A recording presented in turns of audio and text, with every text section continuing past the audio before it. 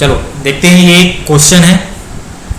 Question बोल रहा है कि let F is a force acting on a body free to rotate about a point O. कोई एक बॉडी है जो कि पॉइंट ओ के अबाउट फिक्स है और वो उस पॉइंट ओ के अबाउट रोटेट कर सकता है। And let R vector is the position vector of any point on the line of action of force. मतलब कि हम लोग बोल सकते हैं कि ये कोई एक बॉडी है, जैसे मान लो ये कोई ऐसा एक बॉडी है, ये इस पॉइंट ओ के अबाउट फिक्स है, ठीक है।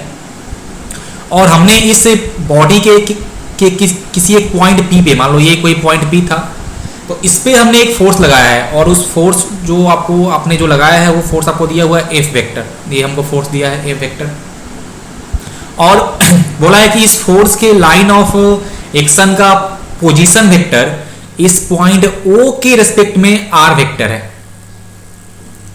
इस पॉइंट ओ के रिस्पेक्ट में आर वेक्टर है, okay.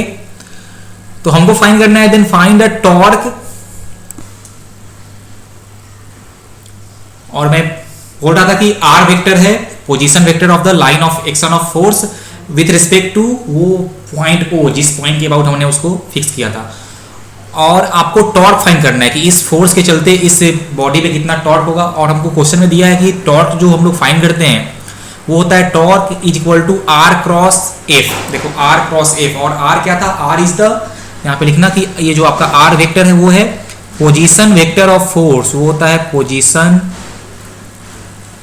Vector of line of action of force, या बोलो force with respect to fix point, with respect to fix point. इस फोर्स का पोजीशन वेक्टर इस पॉइंट ओ के अबाउट ही होता है आर वेक्टर। और हमको क्वेश्चन में आर वेक्टर दिया ही हुआ है और हमको एफ वेक्टर भी दिया हुआ है, दोनों मेरे को फोर्स भी और आर भी दोनों वेक्टर के फॉर्म में दिया है। और मेरे को ये भी पता है कि जो टॉर्क होता है वो होता है आर क्रॉस एफ। ये टॉर्क का बात हम लोग, एक चैप्टर आएगा रोटेशनल मोशन, उस चैप्टर में हम लोग बहुत ज़्यादा इससे बात करेंगे। फिलहाल हमको बस यहाँ पे टॉर्क फाइंड कर लेना है और हमको फार्मूला भी दिया हुआ है। तो देखो सिंपल सी कहानी क्या है कि अगर हम इस आर और एफ वेक्टर का हम अगर फाइंड करेंगे क्रॉस प्रोडक्ट तो हमको मिलने वाला है टॉर्क। तो सिंपल सी कहानी वही है कि आपको फाइंड करना है आर क्रॉस एफ और तो वहाँ से आपको मिलेगा टॉर्क। अब लास्ट क्लास में हमने सीखा था कि how to find A cross B. तो आप मान लो कि जो आर क्रॉस, जो आपका आर वेक्टर है वो है ए वेक्टर और जो आपका एफ वेक्टर है वो आपका है बी वेक्टर, ठीक है।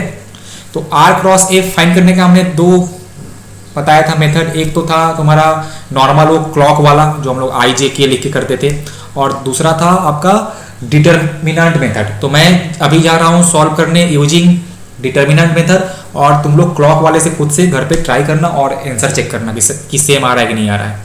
तो चलो मैं यहाँ पे लिखता हूँ। अब हमको फाइंड करना है आर क्रॉस एफ। अब कुछ बच्चे करते क्या है कि वो एफ क्रॉस आर फाइंड कर लेते हैं, ठीक है। तो आप यहाँ पे एफ वेक्टर को पहले नहीं रख सकते हो, एक्चुअल में जो इसका फॉर्मूला है वो आर क्रॉस एफ ही होता है। तो आपको आर को रखना होगा पहले और फिर रखना होगा क्रॉस एफ। तो जो मैंने तुमको बताया था मेथड, उसमें क्या था कि पहले तो तुम आई कैप, जे कैप और के कैप लिख लो यहाँ पे, और अल्टरनेट साइन तुमको ऐड करना होगा, यहाँ पे प्लस, यहाँ पे माइनस और यहाँ पे प्लस। उसके बाद हमको फाइंड करना था आर क्रॉस एफ। तो पहले जो आर वेक्टर का कंपोनेंट है हम लोग वो लिखेंगे। तो आई का कंपोनेंट है 1, देखिए, जे का है -1 और के का हो जाएगा +6। तो मैं उसको लिखता हूँ 6। अब जो एफ वेक्टर है उसका आई कंपोनेंट है 2, जे कंपोनेंट है 3 और के कंपोनेंट है -1। तो ये मैंने यहाँ पे इसको लिख दिया। अब इसके बाद क्या था, इसके बाद था कि सबसे पहले आप उठाओ आई को और देखो तो आई में था प्लस, तो आप लिखो प्लस आई कैप। देखो मैंने वहाँ दिया था ना, ये जो आई के ऊपर मैंने बोला था प्लस क्या, प्लस लेना है, तो हमने लिख दिया प्लस आई कैप। उसके बाद इस आई के साथ जो भी रो और कॉलम में थे आपको उनको हटा देना है। तो ये मैंने रो और कॉलम वाले को हटा दिया। अब उसके बाद आपको करना है कि लेफ्ट साइड का मल्टीप्लिकेशन माइनस राइट साइड का मल्टीप्लिकेशन। तो मतलब यहाँ आपका आएगा -1 into -1 and minus left side का मल्टीप्लिकेशन मतलब 6 इंटू 3। तो ये आपका हो गया आई कैप। अब उसके बाद आ गया आपका जे कैप, और जे के ऊपर मैंने दिया था माइनस साइन, तो आपको लेना होगा माइनस जे कैप। अब जे के साथ जो भी था रो और कॉलम में उसको हटा दो। देखो जे के साथ जो था मैंने उसको हटा दिया, बच गया ये दोनों। देखो तो ये लेफ्ट वाला मल्टीप्लाई माइनस राइट वाला, तो हम लोग क्या करेंगे, 3 इंटू 1 माइनस 2 इंटू माइनस 1, ये आपका हो गया जे के साथ। फिर जब के आ जाएगा तो वहाँ लेंगे प्लस में, तो हो जाएगा प्लस के कैप। फिर से वही कहानी कि के साथ जो भी रो और कॉलम में है उसको हटा दो, तो क्या बचेगा देखो, तो ये आपका के साथ। अच्छा, हमने यहाँ पे थोड़ा सा मिस्टेक कर दिया, देखो ध्यान से। जब हम लोग जे को हटाएंगे ना, जब मतलब कि हम लोग जब जे कैप लेंगे, तो जे कैप को हटाने के लिए हमको, एक मिनट मैं यहाँ पे कर रहा हूँ, जब हम लोग जे कैप लेंगे तो ये हट जाएगा, देखो मैं यहाँ कर रहा हूँ रेड इंक से, और ये वाला हट जाएगा, तो बचेगा 1 6 एंड 2 एंड माइनस 1, मतलब कि जे कैप में आपका आने वाला था 1 into minus 1 and minus 6 into 2, यहाँ पे थोड़ा मिस्टेक हो गया था, ये आएगा तुम्हारा 1 into minus 1 and minus 6 into 2, यहाँ पे आपका 6 हो जाएगा। अब ठीक है, अब तुम फिर से कर लो यहाँ पे प्लस के कैप, तो जब हम के लिए जाएंगे तो ये वाला और ये वाला आपका हट जाएगा, तो बचेगा 1 एंड 3, देखो ये वाला बच जाएगा 1 एंड 3 एंड 2 एंड माइनस 1, तो यहाँ पे हम लिखेंगे कि 3 इंटू 1 माइनस 2 इंटू माइनस 1, और इसको सिंप्लीफाई करने के बाद क्या आएगा, अब बस हो गया। तो देखो ये आई कैप था, प्लस आई था, तो प्लस आई लिख दो यहाँ पे, माइनस 1 इंटू माइनस 1 तो प्लस 1, तो plus 1 and minus 6 into 3 minus 18 हो गया।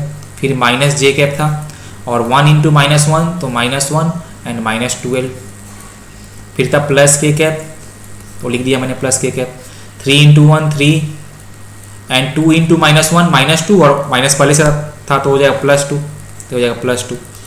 तो देखो यहाँ से आ जाएगा 1 माइनस 18 तो minus 17 i cap, minus 1 and minus 12 minus 13, और माइनस जे था तो ये प्लस हो जाएगा, तो प्लस 13 जे कैप, और यहाँ से आ जाएगा प्लस 5 के कैप। ये आपका आ गया टॉर्क,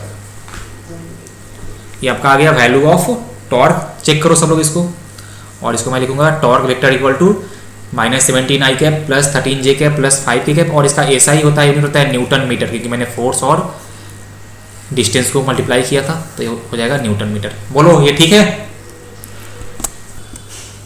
अब तुम लोग इसी क्वेश्चन को, जो अपना सेकेंड वाला था मेथड क्लॉक वाला, उसे ट्राई करना और देखना तुम्हारा आंसर सेम आ रहा है कि नहीं आ रहा है। अब मान लो कि इसी क्वेश्चन में हमसे पूछ सकता था कि what is the magnitude of torque, तो बस हमको आई जे के में वेक्टर मिल गया है, तो इसके मैग्नीट्यूड के लिए हम लोग करते हैं square root of coefficient of i का होल स्क्वायर, तो हो जाता है 17 का होल स्क्वायर प्लस 13 का होल स्क्वायर प्लस 5 का होल स्क्वायर, जो भी आता है यहाँ से वो होता मैग्नीट्यूड। तो सिंपल सी कहानी है। तो ये हमने सीख लिया कि ए क्रॉस बी कैसे फाइंड करते हैं। चलो एक क्वेश्चन और करते हैं। देखो ये अपना नेक्स्ट क्वेश्चन है, अ फोर्स माइनस एफ के कैप, मतलब कि हमको फोर्स का वैल्यू है एफ और उसका जो डायरेक्शन है वो हमने अप्लाई किया है माइनस के कैप में, और माइनस के कैप का मतलब क्या हुआ, नेगेटिव जेड एक्सिस की तरफ डायरेक्शन है फोर्स का। ओके, तो अ फोर्स माइनस एफ के कैप एक्स ऑन ओ, मतलब ये फोर्स जिस पॉइंट पे लग रहा है वो पॉइंट का नाम है ओ, एंड ओ जो है वो है origin of the coordinate system.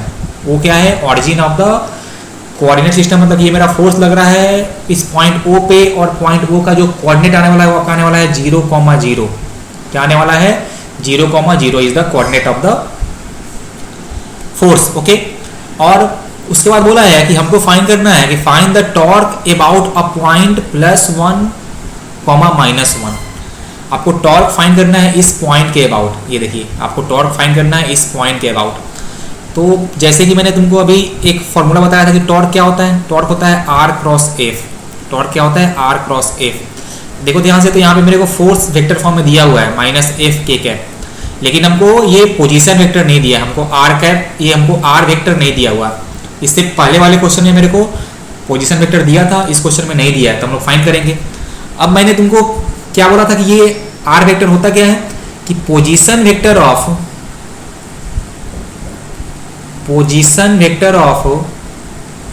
Point at which force is acting with respect to point about which we will find the torque। तुम लोग इसको लिख लो कि ये जो आर वेक्टर क्या होता है कि पोजीशन वेक्टर ऑफ पॉइंट जिस पॉइंट पे हमने फोर्स लगाया था और जिस पोजीशन के अबाउट हमको फाइंड करना था उसके रिस्पेक्ट में। अच्छा, इसका मतलब क्या होता है, मैं एक बार फिर से लिखता हूँ, पहले मैं इसको कर लूँ। Position vector of point at which force is acting with respect to point about which we will find the torque. देखो मेरा कहने का मतलब क्या हुआ कि अगर हमने इस पॉइंट O पे फोर्स लगाया है, मान लो कि हमने अगर इस पॉइंट O पे फोर्स लगाया है और हमको इस पॉइंट A के अबाउट टॉर्क फाइंड करना है, तो हम लोग इस पॉइंट A को इस पॉइंट O से ज्वाइन करेंगे। देखो हम लोग इस A और O को एक लाइन से ज्वाइन करेंगे और हमने क्या बोला कि यहाँ पे आर वेक्टर क्या है, तो position vector of this point O with respect to this point A, मतलब कि इसका जो टेल होगा वेक्टर का वो होगा A पे और जो इसका हेड होगा वो होगा आपका O पे। मतलब देखो this is the R vector, this is the R vector, position vector of point O जिस पे फोर्स लगा था विथ रिस्पेक्ट टू जिस पॉइंट की अबाउट हमको टॉर्क फाइंड करना था, तो वो आपका होता है आर वेक्टर। अब देखो ये आर वेक्टर फाइंड करने का क्या होता है तरीका। आपको अगर फाइंड करना है टॉर्क अबाउट पॉइंट A और आपने फोर्स लगाया है पॉइंट O पे, तो ये जो आर वेक्टर आएगा वो आएगा position vector of O minus position vector of point A। इसको तुम लोग याद रखना कि अगर हमको फाइंड करना है position vector of point O with respect to point A, तो वहां हम लिखते हैं कि position vector of O minus position vector of A। Okay, इसको आप बोल सकते हो position vector of point O with respect to A, ROA। तो यहाँ पे जो है ना अपना आर वेक्टर वो वही है, position vector of O with respect to A cross F vector. तो चलो पहले हम लोग फाइंड करते हैं ROA। तो ROA के लिए हमको फाइंड करना होगा कि position vector of O minus position vector of A। अब पोजीशन वेक्टर ऑफ O के लिए हमको पॉइंट O का कोऑर्डिनेट पता है और मैंने तुमको पहले बताया था कि अगर तुमको किसी पॉइंट का x, y और z कोऑर्डिनेट पता है और तुमको उसका पोजीशन वेक्टर लिखना है तो बस उसमें i, j, k ऐड कर देना। मतलब x कोऑर्डिनेट में i कैप, y कोऑर्डिनेट में j कैप। तो यहाँ पे उसका दोनों कोऑर्डिनेट 0 ही था, मतलब कि इसका आएगा 0 i cap plus 0 j cap, किसका पोजीशन वेक्टर ऑफ O। अब माइनस हमको लिखना है पोजीशन वेक्टर ऑफ A, तो देखो A का कोऑर्डिनेट है +1 और -1, तो हम लिखेंगे कि plus i cap minus j cap. और जब इसको तुम करोगे सिंप्लीफाई तो ये तुम्हारा आ जाएगा minus i cap plus j cap. तो minus i cap plus j cap is the position vector of O with respect to A। तब कि अब हमको मिल गया है आर वेक्टर। अब तुम बस वहाँ पुट करो, तो हमको टॉर्क फाइंड करना है तो होगा ROA क्रॉस F। तो ROA कितना आया है minus i cap plus j cap cross force कितना था, देखो तो फोर्स था माइनस FK कैप।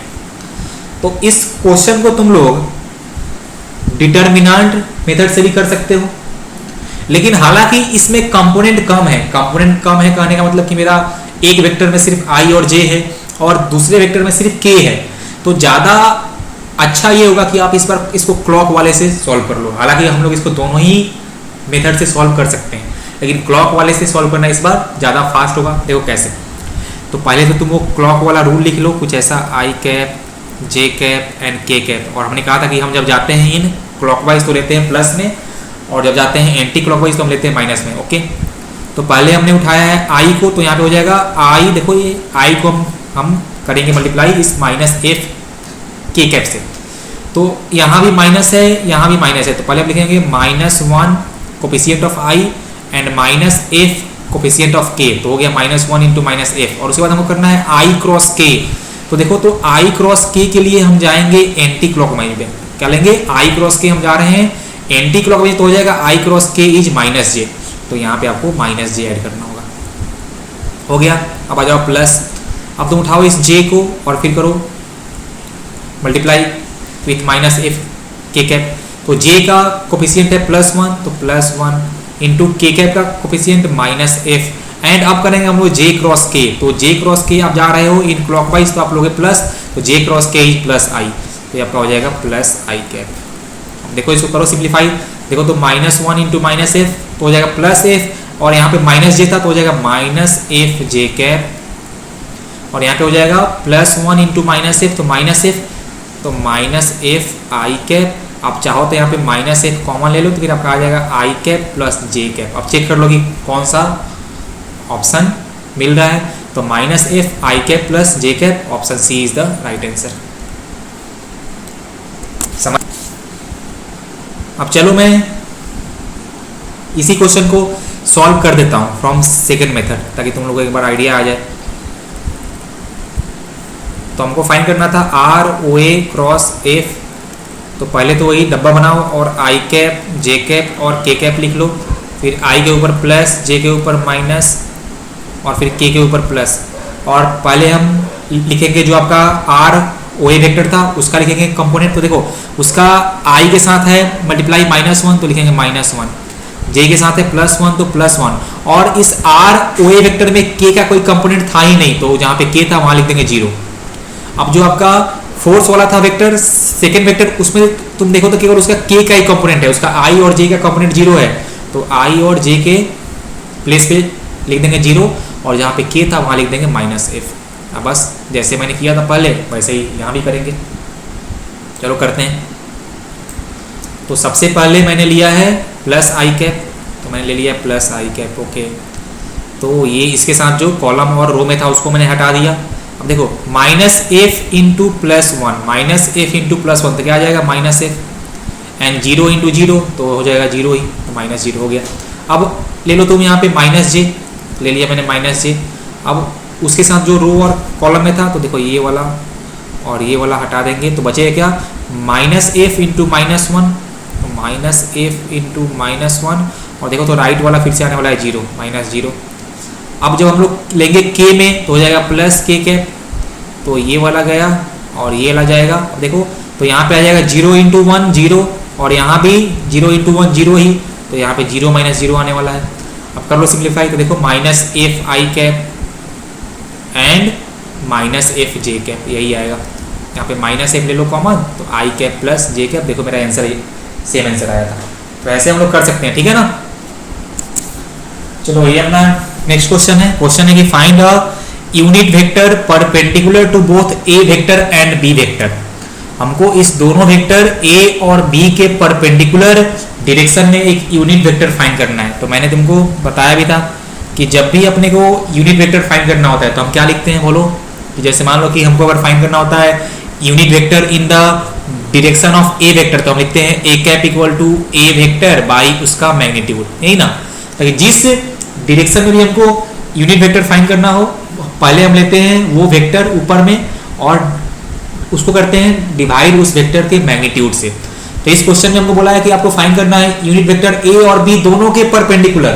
तो पहले हमको एक वेक्टर ऐसा फाइंड करना पड़ेगा जो इन दोनों वेक्टर के परपेंडिकुलर हो। और मैंने तुमको जब ए क्रॉस बी पढ़ा रहा था तब मैंने कहा भी था कि जब आप ए क्रॉस बी फाइंड करते हो ना, आप जब किसी भी दो वेक्टर का क्रॉस प्रोडक्ट फाइंड करते हो तो उससे जो नया वेक्टर मान लो सी वेक्टर मिलता है, तो वो क्या होता है कि वो सी वेक्टर इस दोनों के परपेंडिकुलर होता है, ए और बी दोनों के परपेंडिकुलर होता है। मतलब कि इसके लिए पहले तुमको इन दोनों का फाइंड करना होगा क्रॉस प्रोडक्ट, उससे तुमको एक नया वेक्टर मिलेगा और फिर उस नए वेक्टर के अलोंग आपको फाइंड करना होगा यूनिट वेक्टर। समझ में आया ना। तो मतलब कि हमको यहाँ पे फाइंड करना है फाइंड, इसको हम मतलब कि बोल सकते हैं कि फाइंड यूनिट वेक्टर अलोंग ए वेक्टर क्रॉस बी वेक्टर। हमको इस वेक्टर के अलोंग फाइंड करना होगा यूनिट वेक्टर। तो उसके लिए पहले मेरे को ए क्रॉस बी फाइंड करना है। तो ए क्रॉस बी के लिए चलो करते हैं यूज डिटर्मिनेंट मेथड। तुम क्लॉक वाले से भी कर सकते हो। जो तुम्हारा क्लॉक वाला होता है वो थोड़ा फास्ट होता है, लेकिन वो तब फास्ट होगा जब तुम पहले से खुद से 4 5 6 क्वेश्चन प्रैक्टिस कर लोगे। तो वो तुम खुद से करना घर पे। देखो तो मैंने यहाँ पे लिया है आई कैप जे कैप और के कैप प्लस माइनस प्लस, और ए वेक्टर का कितना कंपोनेंट है 2 3 -1 1 -1 6। अब तुम इसको फाइंड करो कि क्या आ रहा है। जैसे मैंने तुमको बताया था, मैं आंसर लिख रहा हूँ क्योंकि अब मैं टाइम वेस्ट करना नहीं चाहता हूँ। जब हम इसका ए क्रॉस बी फाइंड करेंगे तो वहाँ से ये आएगा -17 i cap plus 13 j cap plus 5 k cap. तुम लोग चेक करना, यही आएगा। तो ये आएगा ए क्रॉस बी वेक्टर, या इसको मैंने नाम दे दिया है सी वेक्टर। तो हमको इस वेक्टर के एलॉन्ग फाइंड करना है यूनिट वेक्टर। तो वो जो आपका यूनिट वेक्टर आएगा वो दोनों के ए और बी दोनों के परपेंडिकुलर हो जाएगा। तो हम लिखेंगे यहाँ पे कि सी कैप बराबर c vector by magnitude of c vector. तो सी वेक्टर तो जो आपने फाइंड किया बस वही लिख दो। तो -17 i cap plus 13 j cap plus 5 k cap divided by, अब हमको फाइंड करना होगा इस सी वेक्टर का मैग्नीट्यूड। तो आपका आ जाएगा 17 का होल स्क्वायर प्लस 13 का होल स्क्वायर प्लस 5 का होल स्क्वायर। बस अब इसको सिंप्लीफाई कर लो तो यहाँ से तुमको मिल जाएगा unit vector perpendicular to both A and B. तो ये सॉल्व करने के बाद यहाँ पे आ जाए थोड़ा नीचे आ जाएगा स्क्वायर रूट ऑफ 483। मैंने इन सबको स्क्वायर करके ऐड कर दिया है तो ये तुम्हारा फाइनल आंसर हो जाएगा यूनिट वेक्टर। तो ये याद रखना कि कैसे हम लोग फाइंड करते हैं दो वेक्टर के, दो गिवन वेक्टर के परपेंडिकुलर में यूनिट वेक्टर। देखो अपना नेक्स्ट टॉपिक है एरिया ऑफ पैरेललोग्राम। तो हम लोग वेक्टर का यूज करके जा रहे हैं फाइंड करने एक पैरेललोग्राम का एरिया फाइंड करने। तो देखो ध्यान से, हमने यहाँ पे दो वेक्टर लिया है ए वेक्टर और बी वेक्टर, और हमने बोला है कि these two vectors are adjacent side of a parallelogram, और इन दो वेक्टर के बीच का एंगल थीटा है। ठीक है, तो दो ये साइड हैं, two adjacent side of a parallelogram, और इनके बीच का एंगल थीटा तुमको यहाँ पे दिख रहा है डायग्राम में। अब हमको फाइंड करना है एरिया। तो अगर तुमको बेसिक मैथमेटिक्स आता है तो हम लोग बोलते हैं कि area of parallelogram is equal to base into height. क्या होता है? Base into height is the area of parallelogram. Okay, मैं इसको नाम देता हूं OABC। OABC is a parallelogram. अब ध्यान से देखो कि अगर मैं मान लूं कि OA is the base, OA is the base of parallelogram, तब तो अब हमको अगर एरिया फाइंड करना है तो हमको हाइट चाहिए, क्योंकि बेस हमने मान लिया है OA, और कितना होगा? OA is nothing but magnitude of a vector, है ना। Length of OA is magnitude of a vector. अब हमको हाइट चाहिए, तो हाइट फाइंड करने के लिए मैंने क्या किया कि बी वेक्टर के हेड से इस ए वेक्टर पे मैंने एक परपेंडिकुलर ड्रॉ कर दिया है। अब ये जो आपका, आप इसको नाम दे दो पॉइंट कुछ ऐसा मान लो डी, कि हमने पॉइंट डी पे ड्रॉ किया है परपेंडिकुलर। जो आपका CD है ना, CD is the height of parallelogram. देखो सब लोग, CD is the height of parallelogram. तो अगर हम CD फाइंड कर लें तो मेरे को हाइट मिल जाएगा, और फिर हम लोग यहाँ पे कर देंगे मल्टीप्लाई विथ बेस, तो हमको मिल जाएगा एरिया।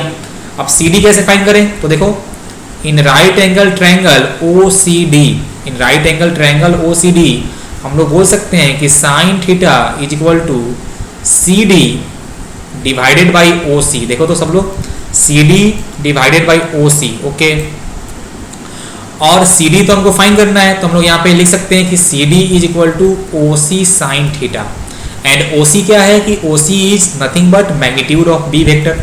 तो इसको हम लिखेंगे magnitude of B vector and into sine theta, और थीटा क्या था? उन दोनों वेक्टर के बीच का एंगल। तो हमको हाइट मिल गया, तो OA था आपका मैग्नीट्यूड ऑफ ए वेक्टर, और CD आपका कितना आ गया? CD आ गया है mod B sine theta, mod B sine theta. मतलब कि इस पैरेललोग्राम का जो एरिया आ रहा है वो कितना आ रहा है? वो आपका आ रहा है mod A mod B sine theta. This is the area of parallelogram. अब अगर तुमको थोड़ा सा बेसिक आइडिया कुछ याद होगा, तो हमने जब दो वेक्टर का क्रॉस फाइंड किया था तो उसका जो मैग्नीट्यूड आता था वो mod A mod B sine theta ही आ रहा था। कुछ याद आया कि दो वेक्टर का जब हमने क्रॉस का मैग्नीट्यूड फाइंड किया था तो आया था mod A mod B sine theta. मतलब कि हम बोल सकते हैं कि area of this parallelogram is nothing but magnitude of cross product of two vector A and B। तो सिंपल सी कहानी है कि अगर हमको दो वेक्टर दिया रहे और ऐसा बोला रहे क्वेश्चन में कि वो दो वेक्टर किसी एक पैरेललोग्राम का एडजेसेंट साइड था, तो आप उस पैरेललोग्राम का एरिया बताओ, तो आप उन दो वेक्टर का A क्रॉस B फाइंड कर लेना और फिर उसका फाइंड कर लेना मैग्नीट्यूड। समझ में आया ना? अब कुछ लोग को ये डाउट हो सकता है कि आपने यहाँ पे A वेक्टर को ही बेस क्यों माना था, मतलब कि आपने OA को ही बेस क्यों माना था, आपने OC को बेस क्यों नहीं माना? तो आप अगर ओसी को बेस मानोगे और फिर हाइट ड्रॉ करेंगे तो आपका एरिया का फॉर्मूला सेम ही आएगा, कोई भी चेंजेस नहीं आने वाला है, और फिर से मॉड ए क्रॉस बी ही आएगा। ठीक है, तो आप उसको घर पे चेक कर सकते हो, किसी को भी आप बेस मानो, आंसर चेंज नहीं करेगा। तो ये अपना हो गया एरिया ऑफ पैरेललोग्राम। अब तुम ध्यान से देखो, और ध्यान से देखने के अलावा तुमको अगर और भी बेसिक मैथमेटिक्स का आइडिया होगा तो हम ये जानते हैं कि ये जो पैरेललोग्राम होता है वो दो इक्वल ट्रायंगल में होता है डिवाइड, वो दो इक्वल ट्रायंगल में होता है डिवाइड। तो अगर मान लो कि हम तुमसे पूछते कि area of triangle O A B या फिर area of triangle O C B, तो तुम बोलोगे कि इन दोनों का क्या होगा, इन दोनों का एरिया सेम होगा, क्योंकि ये जो मेरा पैरेललोग्राम होता है आप उसको मान सकते हैं कि ये दो इक्वल ट्रायंगल से मिलके बना हुआ है, दोनों का एरिया सेम होगा, ओ ए बी का और ओ सी बी का। तो इन दोनों का एरिया सेम होगा और इन दोनों को मिला के हमको मिलेगा एरिया ऑफ पैरेललोग्राम, मतलब कि किसी एक ट्रायंगल का जो एरिया है वो है half of the area of parallelogram, मतलब हम बोलेंगे half of the A cross B. तो ये बातें अब तुम लोग याद रखना कि अगर तुमको किसी पैरेललोग्राम का दो एडजेसेंट साइड दिया हुआ है और उस पैरेललोग्राम का एरिया फाइंड करना है तो ए क्रॉस बी का फाइंड कर लेना मैग्नीट्यूड। अगर तुमको ट्रायंगल का एरिया फाइंड करना हो तो ए क्रॉस बी के मैग्नीट्यूड में 2 से डिवाइड कर देना। बोलो चच्चा। देखो ये क्वेश्चन है कि the area of parallelogram form by two vectors, A vector is i cap minus 2j cap and B vector equal to 3i cap minus 2j cap as adjacent sides, मतलब कि किसी एक पैरेललोग्राम के ये दो vector adjacent sides हैं, तो तुमको उस पैरेललोग्राम का एरिया बताना है। तो जल्दी करो सब लोग, ट्राई तो जल्दी करो। तो हमने क्या सीखा है कि area of parallelogram is equal to magnitude of A cross B. तो पहले हम लोग ए क्रॉस बी फाइंड करेंगे और फिर फाइंड कर लेंगे उसका मैग्नीट्यूड। तो चलो सबसे पहले फाइंड करते हैं ए क्रॉस बी। तो उसके लिए आप वो यूज कर सकते हो डिटर्मिनेंट मेथड या फिर आपका वो जो क्लॉक वाला मेथड था, कोई भी। चलो एक बार मैं फिर से करता हूँ यही वाला मेथड, आई कैप जे कैप के कैप प्लस माइनस प्लस ए का कितना है कोफिशिएंट 1 माइनस 2 और के कंपोनेंट नहीं है तो 0 हो जाएगा।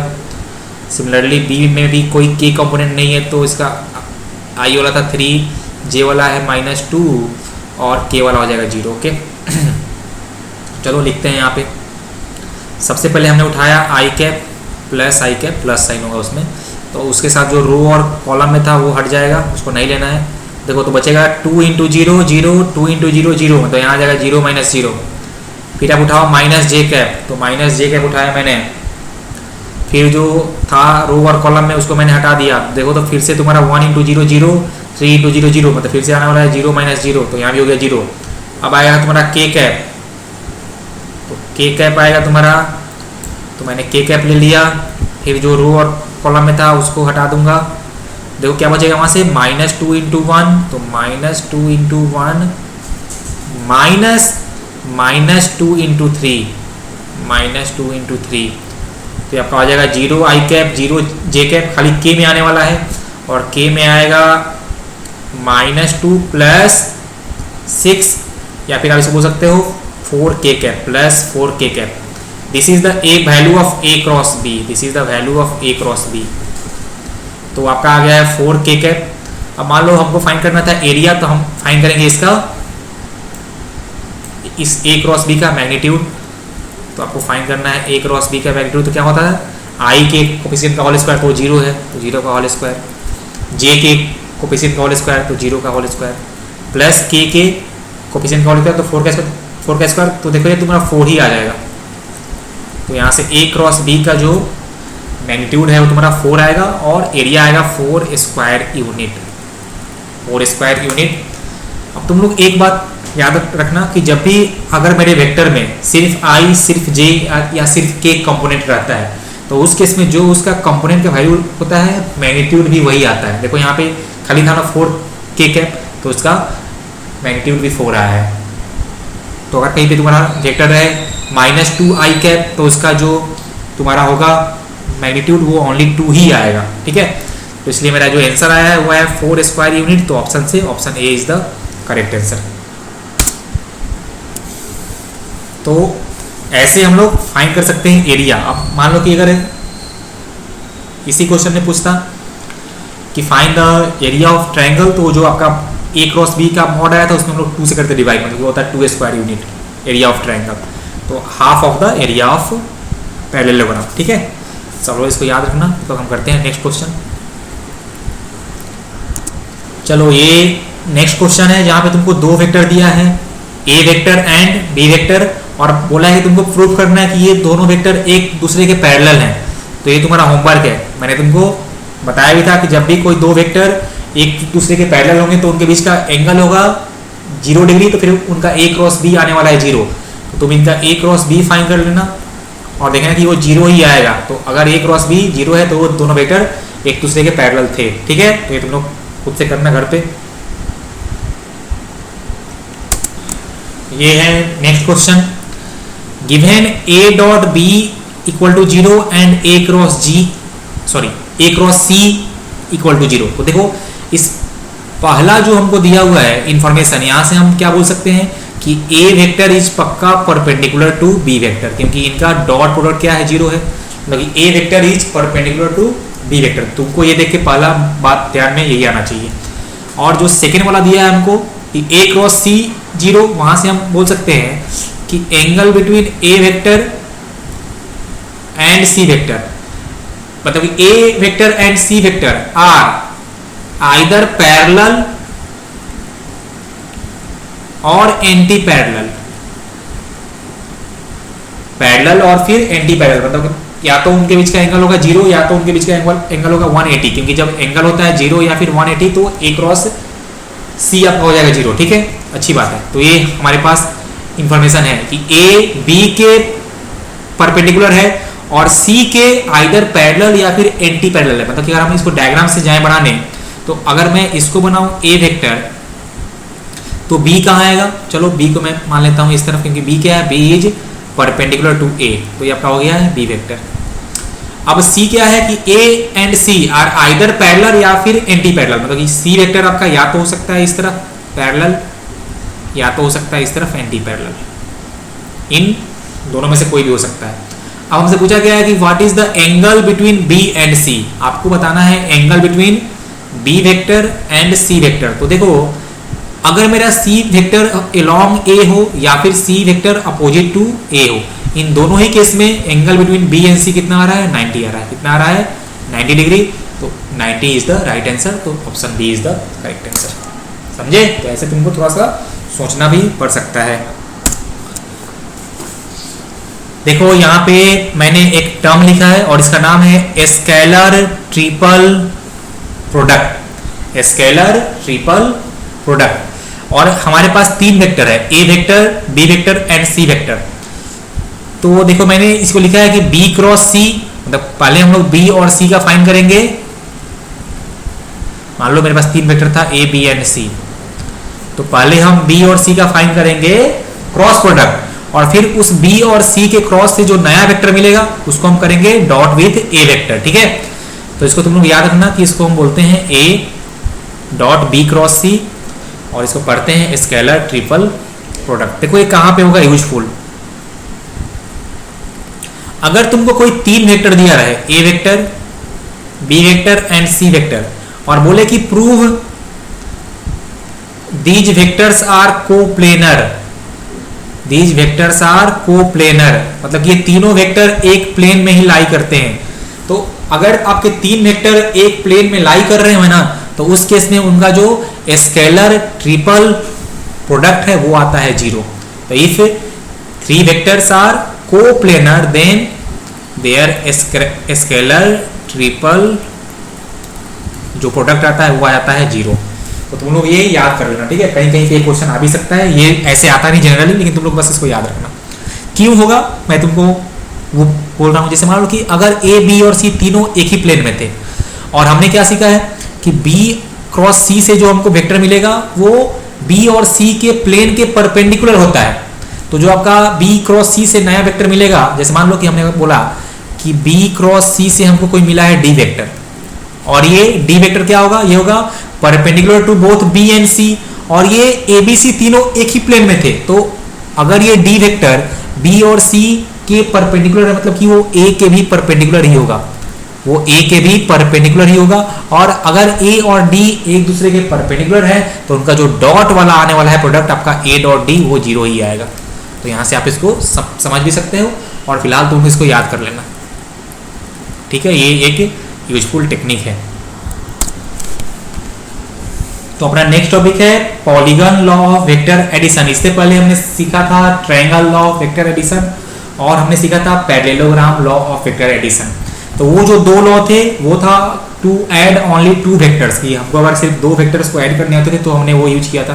अब अगर आपको दो से ज्यादा वेक्टर्स को ऐड करना होता है तो उनके लिए होता है पॉलीगन लॉ। देखो मैं एक बार इस लॉ को एक बार रीड करता हूं और फिर मैं इसको समझा दूंगा।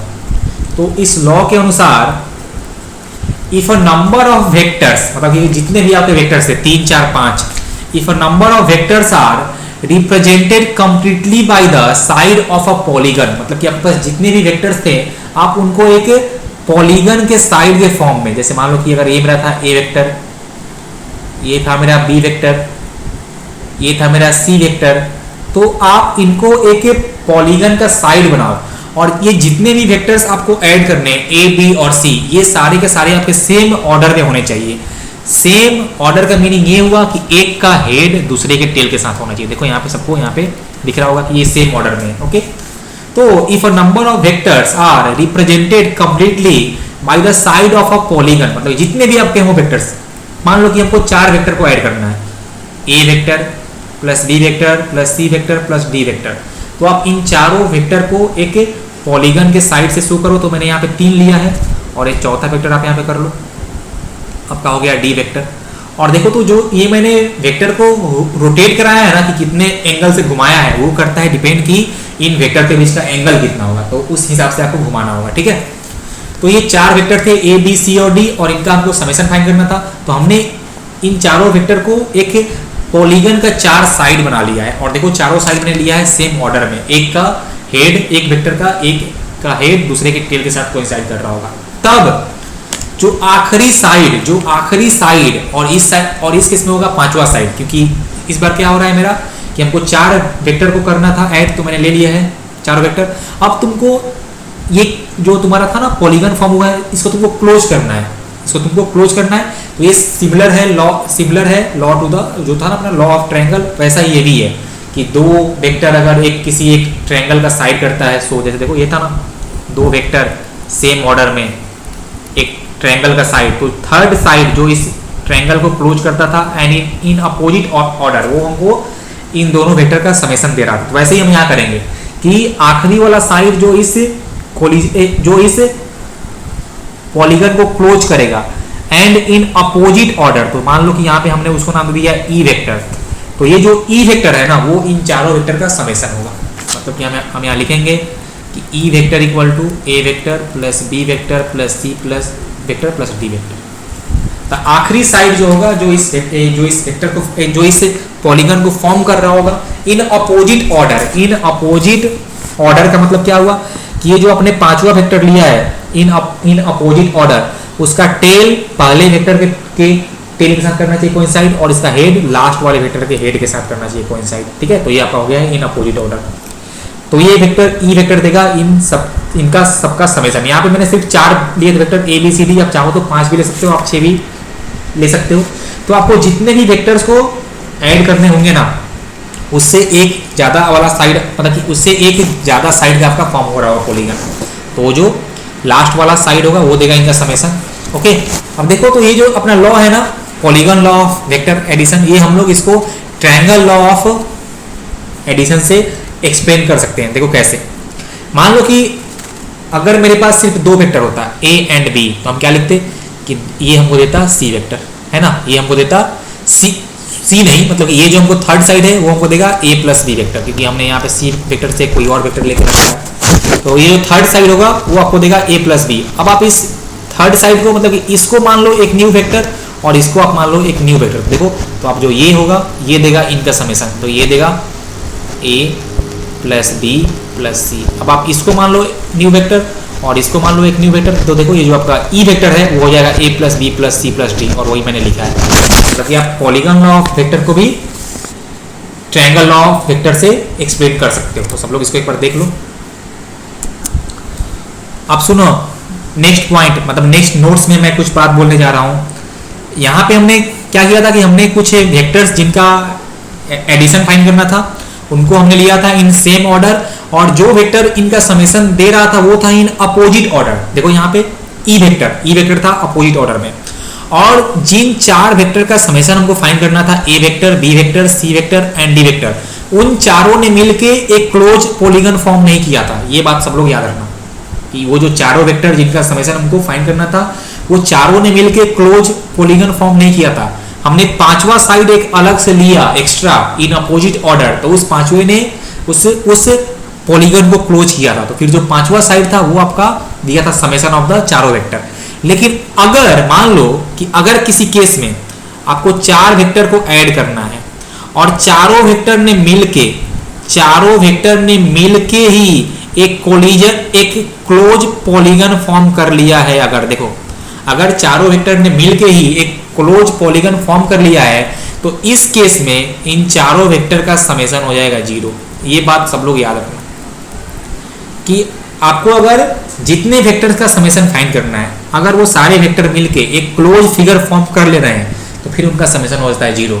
अगर वो सबके सब मिलके एक क्लोज फिगर फॉर्म नहीं करते हैं उस केस में जो लास्ट वाला हम लोग जो अलग से एक साइड लेते हैं जो कि उस फिगर को क्लोज करता है वो देता है समेशन। लेकिन इस केस में क्या हुआ कि जिन चार वेक्टर को मेरे को ऐड करना था वो चारों ही मिलके क्लोज फॉर्म कर लिए थे, तो उस केस में इन चारों का समेशन हो जाता है 0। इस बात को सब लोग याद रखना। अब देखो इस बात का यूज करके मैं यहाँ पे कुछ जा रहा हूँ आपको बहुत ही अच्छा एक कंक्लूजन देने। जैसे मान लो कि मेरे पास 3 वेक्टर्स हैं, 3 वेक्टर्स ऑफ इक्वल मैग्नीट्यूड। अगर आपके पास 3 वेक्टर हैं इक्वल मैग्नीट्यूड के और इनके बीच का एंगल है 120 डिग्री। सब लोग यहाँ पे ध्यान से देखो, आपके पास 3 वेक्टर हैं और तीनों वेक्टर का इक्वल मैग्नीट्यूड है और उनके बीच का एंगल है 0 डिग्री, और आपको फाइंड करना है इनका वेक्टर समेशन। तो क्या आपको फाइंड करना है ए vector plus B vector plus c vector, और क्या है कि तीनों वेक्टर का मैग्नीट्यूड सेम है और उनके बीच का एंगल 120 है। तो चलो देखते हैं हम लोग। तो पहले मैंने लिया है एक वेक्टर ए वेक्टर, अब सेकेंड लेंगे बी वेक्टर, और हमको क्वेश्चन में साफ साफ मेंशन है कि इनके बीच का एंगल है 120 डिग्री, और आपको जब भी फॉर्म फाइंड करना होता है एडिशन तो दूसरे का टेल पहले के हेड के पास होता है। मतलब कि दूसरा वेक्टर हम कुछ बनाएंगे ऐसा और ऐसे बनाएंगे ताकि इन दोनों वेक्टर के बीच का एंगल 120 हो जाए। मतलब देखो ध्यान से, ये वाला जो मेरा एंगल है ये देगा इन दोनों वेक्टर के बीच का एंगल, तो ये आपका हो जाएगा 120 है ना, ये आपका हो जाएगा 120, मतलब कि angle between the two vectors is 120। और जो आपका दूसरा वेक्टर था, जो आपका दूसरा वेक्टर है उसका मान लीजिए कि वो था आपका बी वेक्टर, और हमने मान के रखा क्या कि दोनों का सेम है मैग्नीट्यूड, तो ये हमने लिख दिया ए वेक्टर एंड बी वेक्टर। अब चलिए अब आता है आपका सी वेक्टर। अब हमको क्या बोला है कि तीनों वेक्टर के बीच का जो एंगल है वो है 120, मतलब कि जो ए और बी के बीच का एंगल है 120, बी और सी के बीच का है एंगल 120, फिर सी और ए के बीच का भी एंगल है 120। मतलब कि जो मेरा थर्ड वेक्टर होगा वो भी बनाएगा विथ वेक्टर बी कितना एंगल, वो भी आपका बनाएगा विथ वेक्टर बी 120। तो देखो कुछ ऐसा आएगा 120। अब तुम ध्यान से देखो कि जैसे ही हमने तीसरा वेक्टर हम लोग ड्रॉ करेंगे, जैसे ही हम तीसरा वेक्टर ड्रॉ करेंगे क्या बनेगा, यहाँ पे एक इक्विलैटरल ट्रायंगल बन जाएगा, यहाँ पे एक इक्विलैटरल ट्रायंगल बन जाएगा, और ये तीनों वेक्टर मिलके ही एक क्लोज फिगर फॉर्म कर ले रहा है। देखो सब लोग ध्यान से, ये तीनों वेक्टर मिलके ही एक क्लोज फिगर फॉर्म कर ले रहा है। मतलब कि यहाँ पे इन तीनों वेक्टर का समेशन कितना आने वाला है, इन तीनों वेक्टर का समेशन आने वाला है 0। इस बात को सब लोग यहाँ पे याद रखना कि अगर 3 वेक्टर्स इक्वल मैग्नीट्यूड के और उनके बीच का एंगल 120 डिग्री था, मतलब ईच 2 वेक्टर्स के बीच का एंगल 120 था, उस केस में ये तीनों वेक्टर एक इक्विलैटरल ट्रायंगल बनाएंगे, ये तीनों वेक्टर एक इक्विलैटरल ट्रायंगल बनाएंगे और इनका जो समेशन आएगा वो आएगा 0। पक्का ना? देखो ये जो आपका अंदर वाला एंगल सब आ जाएगा 60 डिग्री, ये आपका इक्विलैटरल ट्रायंगल है, याद रहेगा। चलो तो ये तो हमने लिया फर्स्ट केस। सिमिलरली अब हम ले रहे हैं 4 वेक्टर्स। देखो अब मैं ले रहा हूं 4 वेक्टर्स और चारों का इक्वल मैग्नीट्यूड था, 4 वेक्टर्स ऑफ इक्वल मैग्नीट्यूड, और उनके बीच का एंगल है 90, मतलब ईच 2 वेक्टर्स के बीच का एंगल है 90। अब देखते हैं कि इनका समेशन कितना आने वाला है। तो ये मैंने लिखा ए वेक्टर और ए, अब मैं लिखूंगा बी वेक्टर और कितना होगा एंगल 90, तो मेरा बी का यहाँ पे आएगा। अब मैं लिखूंगा C vector in same order, मतलब कि सी वेक्टर का जो टेल होगा वो बी के होना चाहिए हेड के साथ। ओके, सी वेक्टर और फिर से आएगा एंगल 90, तो देखो कुछ ऐसा आएगा सी वेक्टर। और जो आपका डी वेक्टर है वो कितना होगा, वो भी होगा एंगल विथ सी इज कितना 90, एंड इन सेम ऑर्डर तो कुछ ऐसा आ जाएगा। देखो डी वेक्टर, मतलब फिर से क्या हुआ है कि अगर चारों वेक्टर का इक्वल मैग्नीट्यूड था और उनके बीच का एंगल 90 था, तो फिर से ये चारों एक अपना क्लोज पॉलीगन ही फॉर्म कर ले रहे थे। देखो ये फिर से एक क्लोज पॉलीगन ही फॉर्म कर रहे थे। देखो सबके बीच का एंगल कितना है 90, तो फिर से सब एक क्लोज पॉलीगन फॉर्म कर रहे थे और फिर से इनका समेशन कितना आ जाएगा, इनका समेशन आ जाएगा a plus B plus C plus D equal to 0। अब तुम लोग एक बात ध्यान से देखो कि पहले केस में 3 इक्वल वेक्टर थे और उनके बीच का एंगल था 120, तो उनका समेशन आ गया था 0, मतलब कि 120 इंटू 3 वेक्टर, 120 ईच के बीच का एंगल इंटू 3 वेक्टर कितना आया था 360 डिग्री। सेकेंड केस में ईच वेक्टर के बीच का एंगल था 90 डिग्री एंड 4 वेक्टर थे, तो फिर से आया था 360 डिग्री।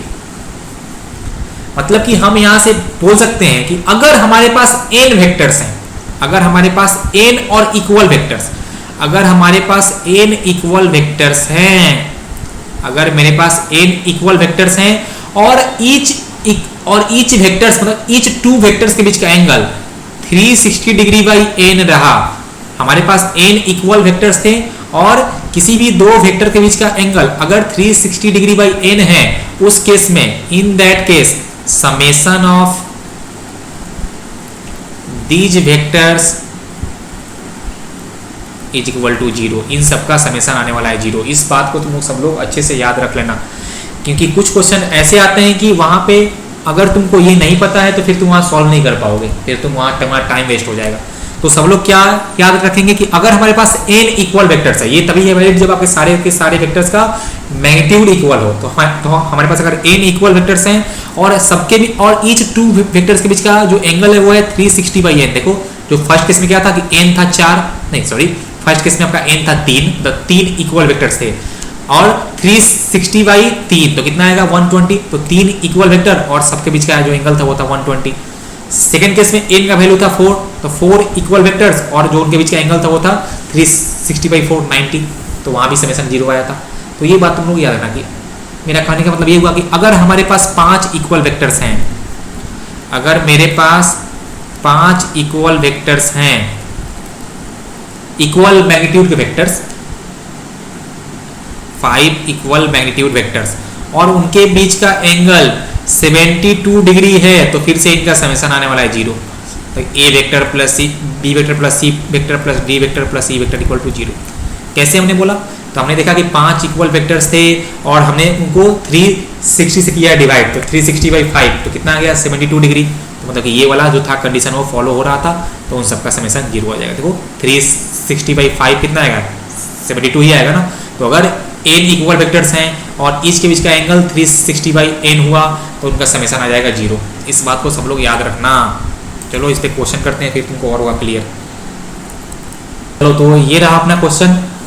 क्वेश्चन है कि 20 forces each of equal magnitude 2 Newton. मेरे पास 20 फोर्स हैं और सबका मैग्नीट्यूड इक्वल है। अब देखो 20 वेक्टर का समेशन करना बहुत ही मुश्किल काम होता है, ठीक है, ओके, अच्छी बात है। तो 20 forces each of equal magnitude 2 newton comma are acting on a body full stop, all forces are in a plane such that each force makes an angle 18 degree with the neighbour full stop, find the sum of all the forces. तो देखो अगर तुमको 20 force का net value find करना हो तो बहुत मुश्किल वाली काम है ना, कि उनके बीच का एंगल भी दिया है 18 डिग्री।